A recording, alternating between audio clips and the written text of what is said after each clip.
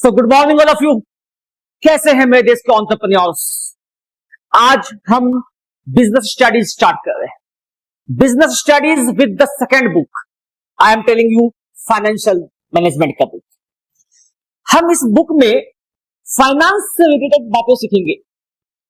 मैं शुरुआत कर रहा हूं second book of business studies. पहला चैप्टर है फाइनेंशियल मैनेजमेंट। इस चैप्टर में हम सीखेंगे कैसे फाइनेंशियल मैनेजर फंड को प्रोक्योर करता है, फंड को यूटिलाइज करता है in a very effective and efficient manner. पैसा कहां से लाना है जो कि कम से कम कीमत में हमें मिल जाए। पैसा कहां लगाना है जहां मैक्सिमम से मैक्सिमम प्रॉफिट हो। ये जो कसमोकस है, ये जो बीच की दूरी है, कहां से लाना है, कहां इन्वेस्ट करना है, इसी दूरी को आज हम पढ़ने वाले हैं। ये एमबीए में पढ़ाने वाला सबसे इंपॉर्टेंट टॉपिक है my dear. I am telling you. आइए स्टार्ट करते हैं। सो फाइनेंशियल मैनेजमेंट जब हम सीख रहे हैं तो फाइनेंशियल मैनेजमेंट में हम पहले सीखेंगे क्या क्या हमें कंटेंट पढ़ना है। व्हाट आर द कंटेंट्स, हमें कौन कौन सा कंटेंट देखना है। तो देखो क्या है। The first one is definition. हम डेफिनेशन देखेंगे। पहला है definition. Second one is importance of financial management. Third one is objective of financial management. Then is financial decision क्या होता है। उसके बाद है फाइनेंशियल प्लानिंग क्या है। And then is capital structure. उसके बाद है दोस्तों fixed and working capital. Fixed and working capital क्या होता है, ये सारी बातें, दीज आर द कंटेंट्स जो कि हम सीखने वाले हैं अपकमिंग क्लासेस में। सो हम स्टार्ट करते हैं from the very topic that is your definition of financial management. Definition of financial management क्या होता है sir? It is the process. This is my definition. Definition bye S.K. Agarwal. So, it is the process in which a finance manager procures the fund and utilize it. Procurement भी करना है, utilization भी करना है in a very effective and efficient manner. यही exam में लिख के आना। सो फाइनेंशियल मैनेजमेंट का ये डेफिनेशन है। आगे मूव करते हैं जी। मैंने कहा प्रोक्योरमेंट, ये क्या होता है सर? What is procurement? तो procurement refers to the arrangement of fund.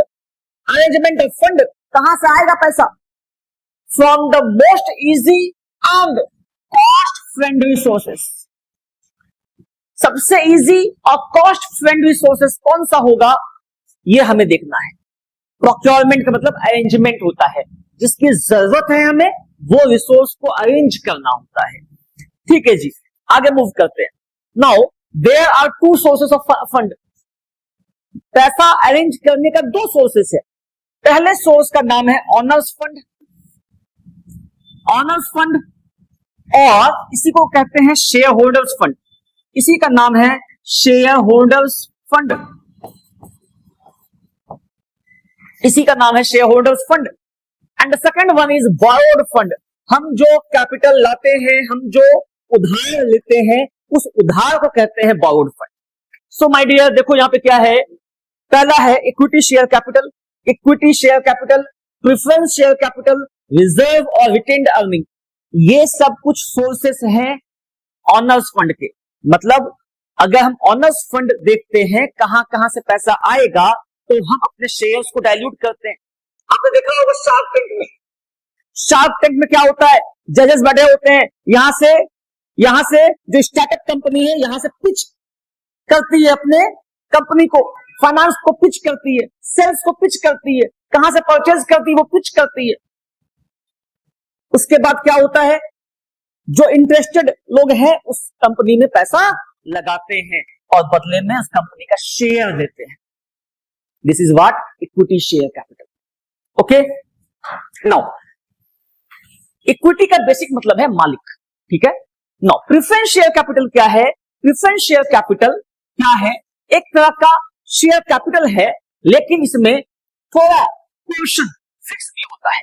जैसे इक्विटी वाले में क्या होता है, कोई भी पोर्शन फिक्स नहीं होता। प्रॉफिट होगा, सबसे पहले उधार देंगे, उधार का निपटारा करना है सबसे पहले, उसके बाद क्या होगा, उसके बाद हम जो है प्रेफरेंस वाले को देंगे, उसके बाद इक्विटी वाला लेता है। तो सबसे पहले उधार दिए, जिससे काम कराए उसको सैलरी देना है, गवर्नमेंट फीस देना है, क्रेडिटर्स को देना है, जहां जहां से उधारी है वहां दे दिए।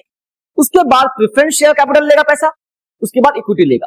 मींस प्रेफरेंस शेयर कैपिटल वाले को पहला प्रेफरेंस मिलता है इक्विटी के सामने, ठीक है। एक पार्ट इसका फिक्स भी होता है, that is known as dividend. Dividend कुछ हद तक इसके फिक्स होते हैं, ठीक है ना। मतलब ये समझो, इक्विटी शेयर कैपिटल और डिबेंचर के बीच का ये व्यवस्था है, एक व्यवस्था है बीच की। नो, अब क्या है देखो, अब है रिजर्व और रिटेन्ड अर्निंग। रिजर्व और रिटेन्ड अर्निंग, रिजर्व और रिटेन्ड अर्निंग क्या है सर? रिजर्व और रिटेन्ड अर्निंग का मतलब है कि हमने कितना पैसा रिजर्व रखा है, मतलब हर साल जो हमारा प्रॉफिट होता है उस प्रॉफिट से हमने कितना पैसा रिजर्व रखा है। वो रिजर्व इन फ्यूचर बाद में कंपनी के ग्रोथ में काम आता है जी। नो, आगे मूव करते हैं। अब है बोरोड फंड। ये क्या होता है सर? बोरोड फंड में क्या होता है, एक तो क्या है लोन। बोरोड फंड में एक तो क्या है लोन, हम बैंक से लोन ले सकते हैं, हम सिक्योर्ड अनसिक्योर्ड लोन ले सकते हैं। सिक्योर्ड का होता है, सिक्योर्ड लोन क्या होता है, बैंक से जब तुम लोन लेते हो तो वहां पे कोई ना कोई एसेट्स को गिरवी रखना पड़ता है, मॉर्गेज रखना पड़ता है, that mortgage is known as, ठीक है। No, bank overdraft. Bank overdraft का मतलब है शॉर्ट टर्म लोन। हम किसी भी काम के लिए शॉर्ट टर्म लोन लेते हैं, उसे हम बैंक ओवरड्राफ्ट कहते हैं, ठीक है। डिबेंचर्स क्या है? डिबेंचर्स क्या है कि हम बैंक से नहीं लेके आम पब्लिक से लोन ले रहे हैं, आम पब्लिक से हम लोन ले रहे हैं, दैट इज डिबेंचर। तो डिबेंचर क्या है? हम पब्लिक से लोन लेते हैं, उसे हम कहते हैं डिबेंचर्स। सब कुछ बोरोड फंड में ही आता है, ये तीनों बोरोड फंड का ही पार्ट है। तो मूविंग फॉरवर्ड, अब है क्या, अभी तक तो हम लोगों ने देखा सर कहां कहां से प्रोक्योरमेंट कर सकते हैं, पैसा कहां से ला सकते हैं। एक बार पैसा आ गया तो अब इसको यूटिलाइज कहां करना है, कहां कहां पे लगाना है, तो आओ देखते हैं बच्चों। तो क्या है यूटिलाइजेशन ऑफ फंड, कहां लगाना है पैसा से? तो it refers to the investment of fund in the most profitable and scalable sector which can be easily processed. हमें वहां पैसा लगाना है जहां पे हमको सबसे ज्यादा प्रॉफिट नजर आ रहा है, और वहां पैसा लगाना है जहां में बिजनेस का ग्रोथ होगा। स्केलेबल, स्केलेबल का मतलब होता है ग्रोथ करना, ठीक है। तो जहां प्रॉफिट कमा सकते हैं, जहां स्केलेबिलिटी है, वहां पे पैसा लगाना है। और ऐसा भी नहीं कि अब हम जो है जियो का सिम बेचते, आई मीन जियो की तरह कंपनी सेटअप कर दी। रिलायंस जैसे है, रिलायंस इंडस्ट्रीज है, तुमने देखा क्या कि रिलायंस इंडस्ट्रीज बहुत पैसा कमा रही है जियो का काम करके। तुमने भी कल क्या किया, अपने कम्युनिकेशन सेक्टर में जाने का विचार किया, करोड़ों रुपए इन्वेस्ट कर दिया, अब वहां पे क्या हुआ, तुम डुबा के आ गए पैसे। मतलब क्या हुआ, तुम्हारे लिए जो इजी है, प्रॉफिटेबल तो बहुत सारे बिजनेसेस है, टाटा, बिरला, अडानी, अंबानी बहुत बिजनेस कर रहे हैं, लेकिन तुम्हारे लिए कौन सा प्रॉफिटेबल है ये तुम्हें देखना है। इसीलिए मैंने कहा इजिली प्रोसेस्ड, ठीक है। आगे मूव करते हैं जी। अब क्या है देखो, इंपॉर्टेंस ऑफ फाइनेंशियल मैनेजमेंट। क्या क्या फाइनेंशियल मैनेजमेंट का इंपॉर्टेंस है, आओ समझते हैं। पहला क्या है, size and composition of fixed asset. Size and composition of fixed asset means क्या हुआ, तुम्हारे ऑर्गेनाइजेशन में कितना फिक्स्ड एसेट होना चाहिए। मैं एक बात और कह दूं, जब प्रोक्योरमेंट ऑफ फंड है, तुम अनावश्यक पैसा नहीं लाओगे। पैसा बिना यूज के भी रखना अपने आप में बर्बादी का खुला आलम है। इसीलिए पैसे को हमेशा उतना ही प्रोक्योर करना चाहिए जितनी की तुमको आवश्यकता है। आवश्यकता से अधिक पैसा अगर होगा वो वेस्टेज हो जाएगा, उसके ऊपर तुमको कॉस्ट भी लगेगा। और वो जब आइडियल रखा हुआ है तुम यहां वहां इन्वेस्ट करोगे बिना किसी प्लानिंग के तो वो पैसा वेस्ट हो जाएगा। इसीलिए प्रोक्योरमेंट हमेशा याद रखना, जितनी जरूरत हो उतना ही करना है, ठीक है। नाउ अब क्या है देखो, size and composition of fixed assets. इसका मतलब क्या हुआ सर? इसका मतलब यह हुआ कि फाइनेंशियल मैनेजमेंट जो है वो तुम्हारे साइज के हिसाब से, तुम्हारे बिजनेस के साइज के हिसाब से फिक्स्ड एसेट्स का प्रोक्योरमेंट करने के लिए पैसा उगाता है। नाउ नेक्स्ट क्या है देखो, amount and composition of current assets. तुम्हारे ऑर्गेनाइजेशन में कितना करंट एसेट्स चाहिए उसके लिए पैसा चाहिए। अब तुम देखो क्या होता है, तुम्हारे कंपनी में, तुम्हारे ऑर्गेनाइजेशन में अगर हमें जेसीबी मशीन खरीदनी है वो है फिक्स्ड कैपिटल, उसमें पेट्रोल चाहिए चलाने के लिए, उसका एक पायलट या ड्राइवर चाहिए, उसको जो सैलरी दोगे वो मेंटेनेंस चाहिए, उसको जब मेंटेनेंस दोगे वो क्या है, वो है working capital, that is known as current assets. तो डे टू डे लाइफ में जो तुम खर्च करोगे उसके लिए जो तुमको चाहिए पैसा वो उसको कहते हैं करंट एसेट्स और working capital. Means working capital क्या है, मेरी बात सुन लो, वर्किंग कैपिटल क्या होता है? वर्किंग कैपिटल होता है current assets minus current liability. Current assets minus current liability is known as working capital. और तुम्हारे फर्म में, तुम्हारे ऑर्गेनाइजेशन में कितनी जरूरत है उसकी, ये पूरा कौन करेगा? ये पूरा करेगा फाइनेंशियल मैनेजर करेगा। आगे मूव करते हैं। The amount of long term and short term fund. कितना पैसा लॉन्ग टर्म के लिए चाहिए, कितना पैसा शॉर्ट टर्म के लिए चाहिए, ये फाइनेंशियल मैनेजमेंट तुमको सिखाएगा। कितना पैसा लंबे समय के लिए चाहिए और कितना पैसा शॉर्ट टर्म के लिए चाहिए, ये कौन सिखाएगा? ये तुमको सिखाएगा फाइनेंशियल मैनेजमेंट सिखाएगा जी, ठीक है जी। Breakups of long term financing into debt, equity et cetera. कितना पैसा हमें इक्विटी से निकालना है, means share holders fund, owners fund कहो, इक्विटी कहो या शेयर होल्डर्स फंड कहो, तीनों एक ही। तो कितना पैसा हमें इक्विटी से निकालना है, कितना पैसा हमें डेट से लेके आना है। तो ये जो पैसा है, ये जो स्ट्रक्चर है, ये फाइनेंशियल मैनेजमेंट का पार्ट है, ये तुमको सीखना है। आगे ये भी सिखाएंगे कि कब हमें डेट भी लेना है, कब इक्विटी लेना है। हर समय अपने पैसे से नहीं खेलना होता है, हमें दूसरों के पैसे से भी खेलना होता है। आगे चलते हैं जी। Now the thing is objectives. अब है ऑब्जेक्टिव, क्या क्या ऑब्जेक्टिव है फाइनेंशियल मैनेजमेंट का। तो पहला ऑब्जेक्टिव क्या है? Profit maximisation. First and foremost पहला ही ऑब्जेक्टिव होता है किसी भी बिजनेस ऑर्गेनाइजेशन का कि हम प्रॉफिट कमाएं।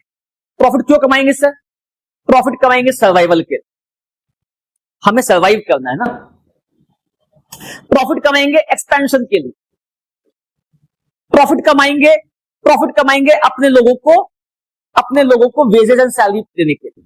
मींस क्या हुआ, हमें प्रॉफिट कमाना है एक तो सर्वाइवल के लिए अपने, हमें प्रॉफिट कमाना है सोशल एक्टिविटीज के लिए, सोशल वर्क के लिए, और हमें प्रॉफिट कमाना है ग्रोथ ऑफ बिजनेस के लिए। तो तीन पर्पस है हमें ऑब्जेक्टिव देखने हैं। No the second one is proper utilisation of resources.